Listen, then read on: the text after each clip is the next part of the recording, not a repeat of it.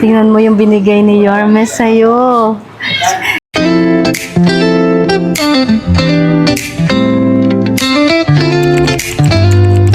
Hello, may kuya. Ang ating mga kapitbahay. Nakaka-happy.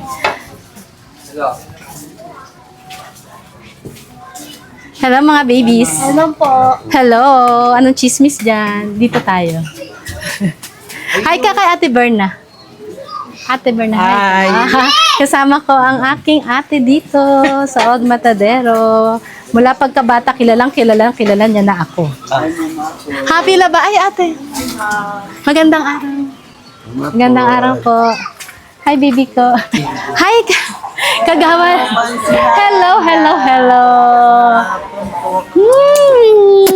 Ay, anong pangalan mo? Wendy. Ito yung kay Wendy. Ilan taong ka na, Ate Wendy? 38 po. Ha? 38. 38 years old. Ang sakit mo pala ay breast cancer. Ilan taon ka nang merong ganun? Bali, 2 years po. Pang 2 years. 2 years. Pero kailan mo nalaman yung sakit mo? 2024 po. Bali, ano po, nag-diagnose po ako ng 2024 ng January. Then, nagpa-check lang po ako ng March na po ninyo. Tapos yun, tuloy-tuloy na po yun. Hanggang nagpa-chemo, then yun, nag-radiation. Then, after nito, may darating na naman PET scan naman po. PET scan naman ang gagawin Oo. sa'yo ngayon. Yun nga po yun. Nung nagtanong-tanong na nga po ako, may lalapit ka naman po sa mga DSWD. Then, ganun po ang gagawin ko po para po magtuloy-tuloy po. Tapos nakita mo yung programa ni Opo. Yorme na kung saan pwede kayong sumulat na personal kay Yorme Isko. Tama po yun. Ay, ito yung sulat mo kay Yorme. Medyo mahaba ang sulat mo kay Yorme. Yan.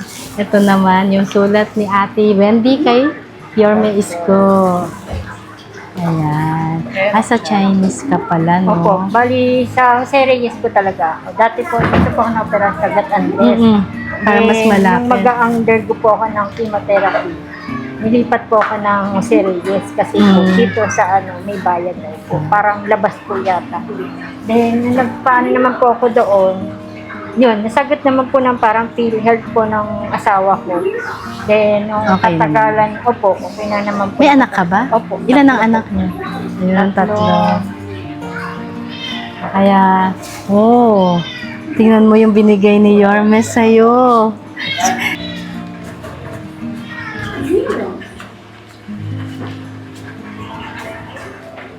Salamat po. Malaking tulong po. Ayan. Hangad namin yung tulong ni Yorme ay maging malaking tulong doon sa pagpapagamot mo at pag-pray ka namin at ikaw. Salamat po ulit. Okay? Basta laban lang ha? Okay. Ito yung para may souvenir ka ng letter ni Yorme. Ano po sa lahat, nagpapasalamat po ako sa mga programa. Ganito po, katulad po nito. Nabibigyan po ako ng tulong mula umpisa po. Then, yun nga po, maraming salamat sa lahat po. Salamat po ulit. At saka kay Ma'am Love. And then kay Ma'am Apple po, na ito po, na hatid po yung aking tulong sa mga email ko po. Kahit konti o malaki man po, malaking bagay po sa akin. Yan po, salamat po ulit. Thank you, my Wendy. Yung kay Kuya Gerardo, yung laging hinihingi ng tulong ni Rosel. Tama ako. Anak ka ni Rosel? Si mama mo pala sumulat kay Yorme Isko para kay Kuya Gerardo para doon sa kanyang pagpapagamot. Baby, pinapaabot ni Yorme Isko ang kanyang tulong para kay Kuya Gerardo. Thank you po. Ayan. Nahihiya ang ating baby pero pinapaabot ni, anong pangalan mo? Abigail. Abigail. Ang pasasalamat kay Yorme Isko. Konting kwento lang. Si Ate Marites, anak siya ni Aling Marin na kung saan doon ako bumibili doon sa tindahan nila. Tatakbo ko. Kaya ang dami kong sugat sa tuhod kasi bibili ako kay Aling Marin. Di ba, Ate Bern? Yes. Kaya ito muna, ang dami ko nang kinuwento. Pero pinapaabot po ni Yorme Isko Moreno ang kanyang tulong para sa iyo, ate. Nahangad namin na itong tulong na ito ay maging malaking tulong. Okay? At may ibsan yung iyong nararamdaman. At po, malaking tulong na po ito sa mga asawa, lalo sa nakasban po. Ano siya, at bali para bibili na ito nakapanglalala ng bali. Thank you po, Mayor Yorme at galing sa'yo, ma'am. Thank you. Salamat po. Tayo po ay nagiging daan ni Yorme para po maiabot yung kanyang tulong. Yan, lagi kang mag-iingat. Ate, meron lang pinapaabot po si Yorme Isko para kay Danica. Opo. Ayan, pa-check na lang po. Marami pong salamat sa binigay niyong tulong para sa akin na lang.